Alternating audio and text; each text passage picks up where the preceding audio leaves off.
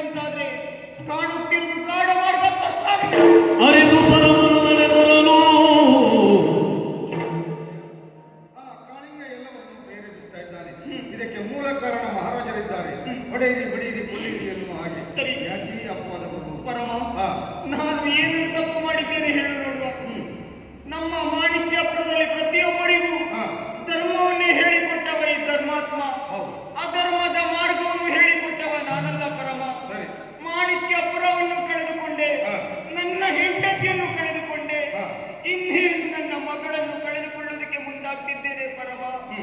ಪರಮ, ನಿನ್ನ ಉಪಕಾರ ಕೇಳ್ತಾ ಇದ್ದೇನೆ ಪರಮ.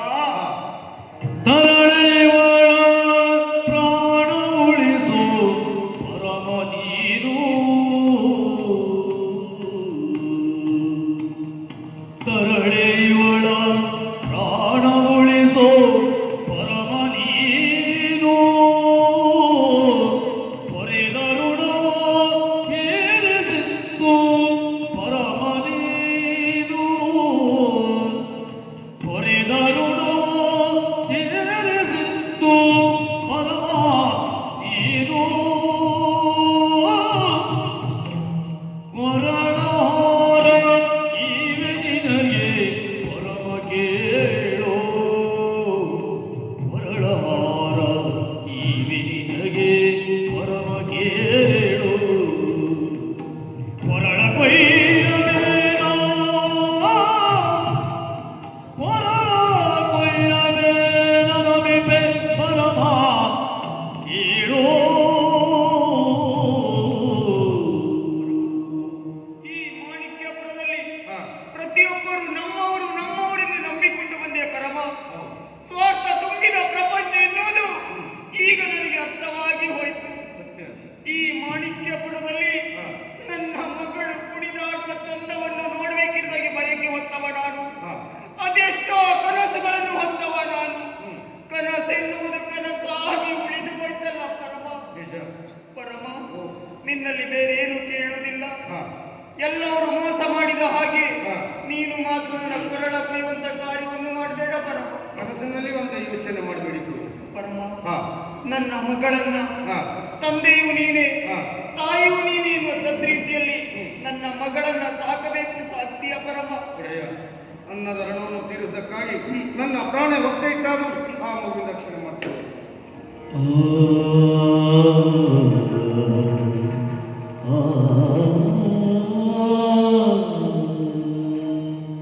ಪರಮ, ನೀನು ಇಷ್ಟೊತ್ತಿನವರೆಗೆ ನನ್ನಲ್ಲಿ ಏನನ್ನು ಕೇಳಿದವ ನೀನಲ್ಲ. ನನ್ನ ಋಣದಲ್ಲಿ ಇದ್ದವ ನೀನಲ್ವೇ ಅಲ್ಲ. ನನ್ನ ಮಗಳನ್ನ ಸಾಕುವುದಕ್ಕೆ ನಿನಗೆ ಕಷ್ಟ ಆಗ್ಬೋದು. ನಿನಗಾಗಿ ನೀನು ಏನನ್ನು ಮಾಡಿಕೊಂಡಿಲ್ಲ ಪರಮ. ಆದ್ದರಿಂದ ವಂಶ ಪಾರಂಪರ್ಯದಿಂದ ಬಂದಂತ ಈ ಕೊರಳ ಕಂಠಿಹಾರವನ್ನು ನಿಮಗೆ ಕೊಡ್ತಾ ಇದ್ದೇನೆ ಪರಮ. ತೆಗೆದುಕೊಳ್ಳು ಪರಮ. ನೀವು ಜಾಗ್ರತೆ.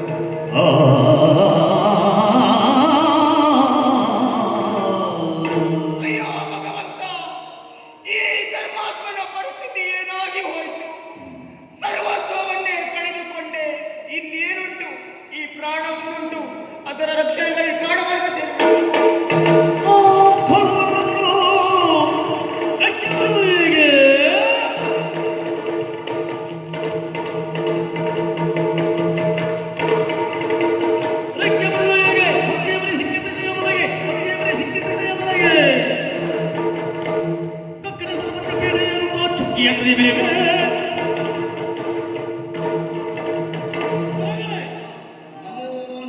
ಇದೇನು ಕಾಡಿಂಗ? ಕಾಡ ಮಾರ್ಗದಲ್ಲಿ ಸಂಚಾರ ಮಾಡುತ್ತಿರುವ ಸಂದರ್ಭದಲ್ಲಿ ಮುಖಾಮುಖಿಯಾಗಿ ಒಂದು ಮಹಾರಾಜರೇ ನಮಸ್ಕಾರ ಎನ್ನುವುದಾಗಿ ಹೇಳ್ತಾ ಇದೆಯಾ? ನಮಸ್ಕಾರದ ಚಮತ್ಕಾರ ಏನು? ಈ ನಾಡಿನ ದೊರೆಗಳು ನೀವು. ಈ ನಾಡನ್ನು ಪರಿಪಾಲಿಸಿಕೊಂಡು ಬಂದವರು ನೀವು. ಸರಿ, ಆದರೆ ಮರಳಿ ಮತ್ತೆ ನಾಡಿಗೆ ಬರೋಕ್ಕೆ ನಮಗೆ ಅವಕಾಶ ಇಲ್ಲ. ಯಾಕೆ ಈ ಮಾತು?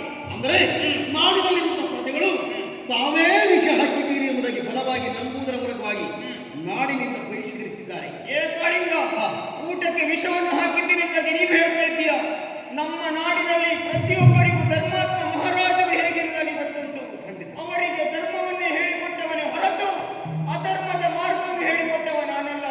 ಇಷ್ಟು ಶಿಸ್ತಿನಿಂದ ಕುಳಿತಿದ್ದಾರಂತಾದ್ರೆ ಈ ಶಿಸ್ತಿನ ಪಾಠವನ್ನು ಮಾಡಿದವನು ಯಾರು ಕೇಳಿದ್ರೆ ಧರ್ಮಾತ್ಮ. ನೀನು ಎಷ್ಟೇ ಏನೇ ಬೇಕಾದ್ರೂ ಹೇಳು, ನಮ್ಮ ನಾಡಿನ ಜನತೆಗೆ ಧರ್ಮಾತ್ಮ ಹೇಗೆ ನಿಮ್ಮ ಪ್ರವಚನ ಕೇಳಲಿಕ್ಕೆ ಇಲ್ಲಿ ಯಾರು ಬಂದದ್ದಲ್ಲ. ನೀವು ಧರ್ಮಾತ್ಮರೇ. ಆ ವಾಸ್ತವಿಕವಾದ ಸತ್ಯಾಂಶ ನಮಗೂ ಗೊತ್ತುಂಟು. ಆದರೆ ವಿಷಯವನ್ನು ಬೆರೆಸುವುದಕ್ಕೆ ಸೂಚನೆ ಕೊಟ್ಟದ್ದು ಕಾಳಿಂಗ. ಬೆರೆಸಿದ್ದೆ ನಾಡಿ.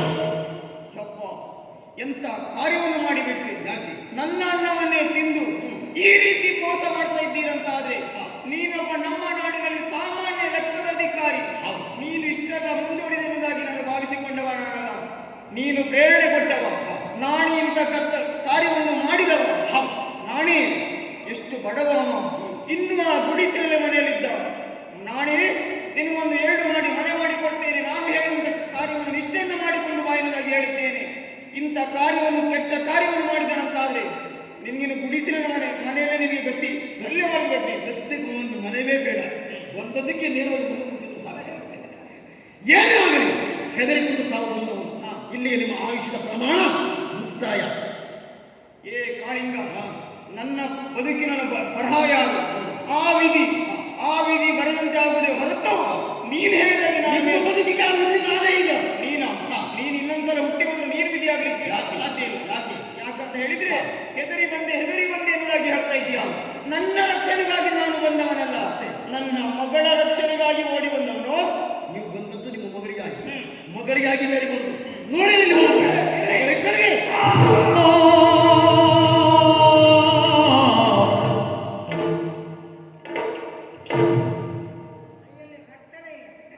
ಮಾತಿಗೆ ಮಾತು ಬೆಳೆಸಿರುವಂತಹ ಧರ್ಮಾತ್ಮನನ್ನು ಈ ನಾಳೆ ಈ ಪ್ರಸಂಗದ ಮೊದಲ ನಾಲ್ವಲಿ. ಇನ್ನು ಮುಂದೆ ಇಲ್ಲಿಂದ ಏನಾದರೂ ಮಾಡಿ ಸ್ವಲ್ಪ ಮಟ್ಟಿಗೆ ಪ್ರಸಂಗನಾದರೂ ನಾವು ಒಳ್ಳೆ ಮಾಡಬೇಕು. ಖಂಡಿತ.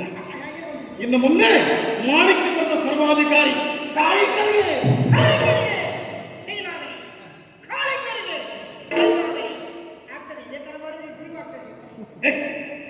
ಅಲ್ಲಿ ಹೋಗಿ ಕುಳಿತುಕೊಳ್ಳಿಕ್ಕೆ ನಾವು ಇಷ್ಟು ಹೋರಾಟ ಪಟ್ಟದ. ಎಲ್ಲೆಡೆಯಲ್ಲೂ ಸಹ ಜಯಘೋಷಣೆ ನಡೆಸಬೇಕು. ಆದರೂ ಸಹ ಅವನನ್ನೇ ನಂಬಿಕೊಂಡಂತ ಕೆಲವು ಮಂದಿದ್ದಾರೆ.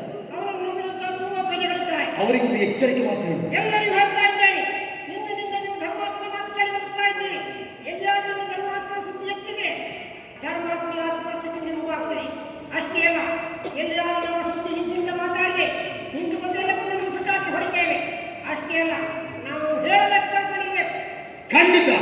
ಇನ್ನು ಮುಂದೆ ಈ ಮಾಣಿಕ್ಯ ಬರೆದ ಸರಪಂಚ ಕಾಳಿಂಗನ ಎಡಗೈ ನಿಮ್ಮ ಎಡಗೈ ನಾನು, ನನ್ನ ಬಲಗೈ ನೀವು. ಹೇಗೆ? ಬೆಂಕಿ ಗಾಳಿ ಇದ್ದ ಹಾಗೆ. ನೀವು ಬೆಂಕಿ ಹಾಕಿ ನಾನು ಗಾಳಿ ಹಾಕ್ತೇನೆ. ಗಾಳಿ ಹೆಚ್ಚಾದಷ್ಟು ಪ್ರಕಾಶ ಹೆಚ್ಚದೆ, ಪ್ರಕಾಶ ಹೆಚ್ಚಾದರೆ ಉಳಿದರೆ ಸುಟ್ಟು ಭಸ್ಮವೇ. ಇನ್ನು ಮುಂದೆ ಈ ನಾಡಿನಲ್ಲಿ ಕಾಳಿಂಗ ಆಡಿದ್ದೇ ಮಾತು. ಇಟ್ಟಕ್ಕೆ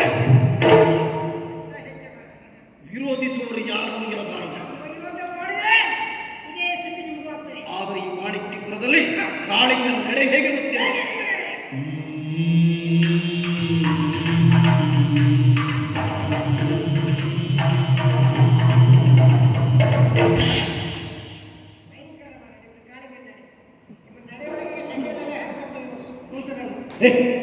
ಇದು ಕಾಳಿಂಗನ ನಡೆ. ಅದು ಬೇಕೇ ಏನು ಆ ದೊರೆಯನ್ನು ನಾವು ಕೊಂದು ಮುಗಿಸಿ ಅದು ನಮಗೆ ಮುಖ್ಯ ಅಲ್ಲ. ಅವನ ವಂಶದ ಕುಡಿ ಮಗು ಎಲ್ಲಿ ಹೋಗಿಲ್ಲ. ನಮಗೆ ಮಗು ಬೇಕು. ಆ ಮಗುವನ್ನು ಬಿಟ್ಟತೆ ಹೋದಾದರೆ ಅದು ನಾಳೆ ಬೆಳೆದು ನಮ್ಮ ಬದುಕಿಗೆ ಮಾರಕವಾಗಬಹುದು. ಆ ಮಗುವನ್ನು ಕೊಂದು ಮುಗಿಸಬೇಕು. ಈ ಕೆಲಸ ಆ ಪ್ರಾಮಾಣಿಕರಿಂದ ದುಡ್ಡುಪಡಿದ್ದವಲ್ಲ ಕಾರಣ ಅವನೇ ಈ ಮಗುವಿನ ಎತ್ಕೊಂಡು ಹೋಗಬೇಕು. ಹೌದಾ? ಬಿಡಬಾರ್ದು. ಬಿಡಬಾರ್ದು. ಎಲ್ಲೋ ಬಳದಾರಿಯಲ್ಲಿ ಹೋಗಿದ್ದಾರೆ. ಬಂದು